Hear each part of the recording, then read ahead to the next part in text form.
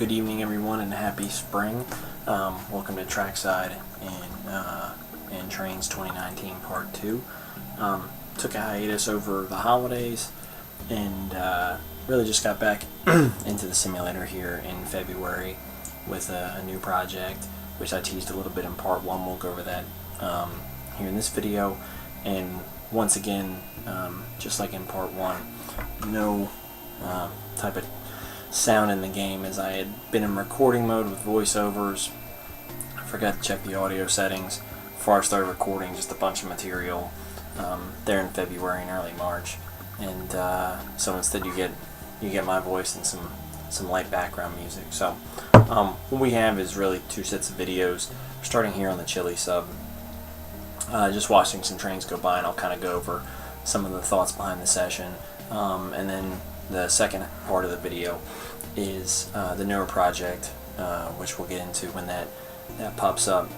So where we are right now is at Williamsfield, and with a loaded coal train heading into the Illinois power plant here at Illinois Edison. And Williamsfield set up as a passing siding in Bruce Carpenter's HO scale layout, with the ability to meet trains as well as to give access to loaded coal trains to the power plant. In this shot, we're looking back what will be Railroad East, towards the control point at the east end of Williamsfield, where the siding ends, and to the left diverges just a short track into the ADM grain elevator. In this shot, we've got a grain train that's got a decent amount of its train is for the grain elevator. It'll be setting that off and shoving it into the plant, and then taking the balance of the traffic west to Galesburg.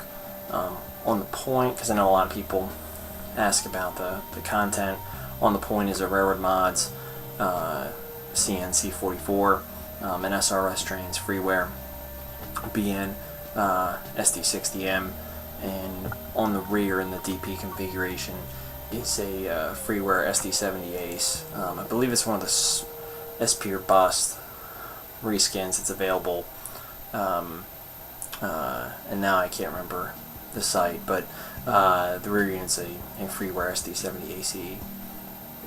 So here at Williamsfield, somehow during the shooting the highway got enabled, settings were enabled, so you're going to see cars speeding around. I typically have them disabled and just place static vehicles around. I hate shooting a video without the railroad sound, especially with some of the payware content, because the engine sound on the Railroad Mods CN unit is quite spectacular, really authentic, and just goes well with the unit. So the train's still kind of pulling down the siding here to be able to clear the control point, and the rear DPU is actually going to pull the rear part of the train for the elevator, and then cut away and run around the cut and couple back up to the rest of the train's going to wait here on the siding. Right before the grain train got here, the local, which just does some small car work out of Galesburg and works east towards Chillicothe, was finishing up its work. It was actually on the main line and is now headed back east to serve a few customers that are located in the single track portion between here and Chillicothe.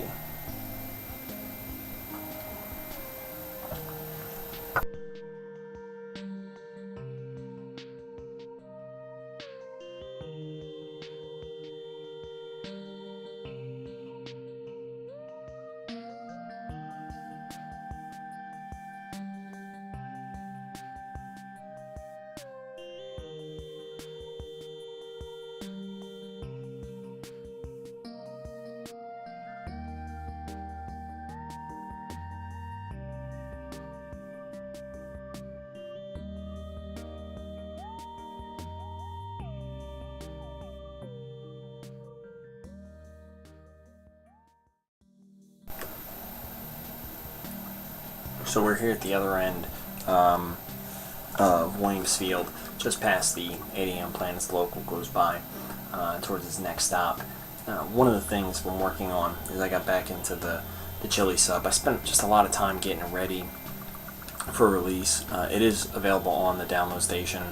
I never did a release announcement, which was really stupid, looking back on it, but it is available on the download station under my screen name, which is John Pib09, and what I'm working on now is actually a little bit of a revamp of it. A lot of areas I really liked, but I have this problem with becoming obsessed with the prototype, and really wanted to add a bunch of areas double tracked. I really alluded to it on some previous videos, and this is pre-double track, so I've actually taken the majority of the route that was single track, including this shot here on the west side of Williamsfield, and actually double tracked all the way from Galesburg to Williamsfield.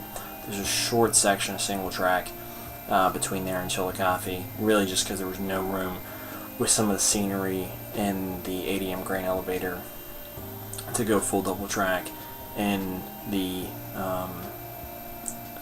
idea was to be able to run a lot of trains, and it's just much more difficult to run the route as a single user with all the passing sidings. So more to come on that. Got some session videos I'm working on with the Chilli Sub. We've transitioned from the Midwest to the Northeast, and this is actually our first look at the Trenton Sub project I'm working on, or Trenton line. So in this case, we're looking to the north. We're at Woodburn Station, which is about 30 miles north of Philadelphia, on what we would SEPTA used to call the R3 line, which goes to West Trenton. And then over top, we've got the now NS former Conrail Morrisville line, which runs from Norristown, PA, over into Morrisville, which crosses over the top. So in this shot, we've got a SEPTA commuter train. I don't have any SEPTA commuter cars, and I don't really want to spend the time to do any reskinning. So if anyone knows of any links out there with SEPTA commuter cars, that'd be much appreciated. Post that in the comment section. But we're looking back towards Woodburn Yard at the Bucks County Industrial Park. Train comes to a stop at the Woodburn Station and continues. We have 4 tracks here in this shot. From left to right, we've got the CSX/Conrail, Trent line, Trenton Sub. Next 2 lines are SEPTA, the R3 line, and the track to the far right, lifting up to the right of the screen, is the Wood connecting track, which connects the Trenton Sub to the Morrisville line. The connecting track was something that I modeled in one of the first HO routes I did in Trainz. It was in Trainz 12, and really kind of mailed it in. And it's a really slow kind of connecting track in real life, and wanted to capture the grade and this shot really well, because it's difficult to see from the platform. Kind of give her a different angle. It's not always there when you're there in person. And the just redoing this area to be closer to the prototype in an HO scale version was really important to me.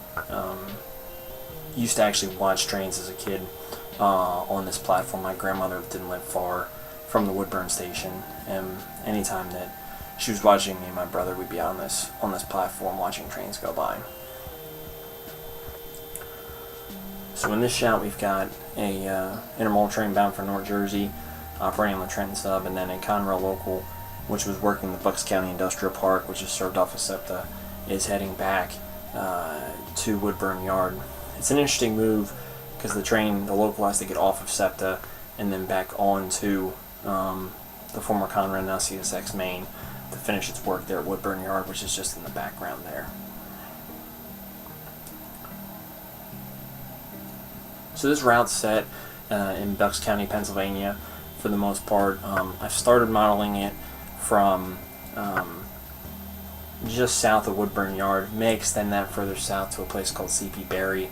Not sure about that yet, but for now it starts at Woodburn Yard, which is parallel to I-95 in the Yardley, Pennsylvania area, and the current modeled section runs north to CP Wing and towards Mainville, which is where I plan to have the route stop at this point. It's a lot of the key points. There's a couple passenger stations, the Yardley station, Woodburn, which we've already seen, as well as West Trenton. and have modeled the Mooresville line to an extent, a little west, and then actually have tried to capture Mooresville Yard in an HO scale setting. And I'll have some other videos on that. I had no time to cover it here this week, but it's a pretty cool place just because of how much it's been sliced and diced since its heyday with the Pennsylvania Railroad back in the mid-20th century. So here what we see is the local has reversed direction and is crossing over twice to get from the SEPTA southbound main back on the home rails to head back into Woodburn Yard. And you can see the Mooresville line up to the top right.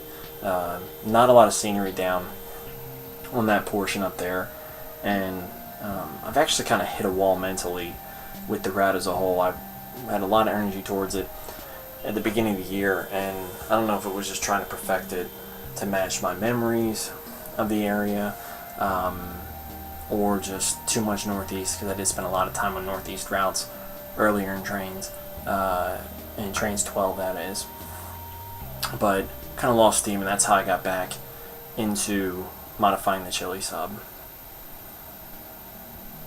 In this shot we're in a very unscenic West Trenton station. The commuter train we saw before has finished its route, crossed over, and is ready for its southbound run back to Philadelphia.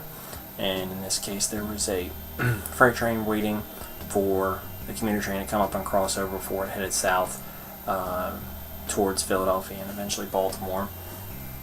One of the things I like about the Trenton line is the interaction between the passenger and freight railroads. Just adds for another level of complexity and just something different in the model. And it's obviously very prevalent in the Northeast, and since that's where a lot of my rail fan as a kid growing up was, that's what I'm really fond of.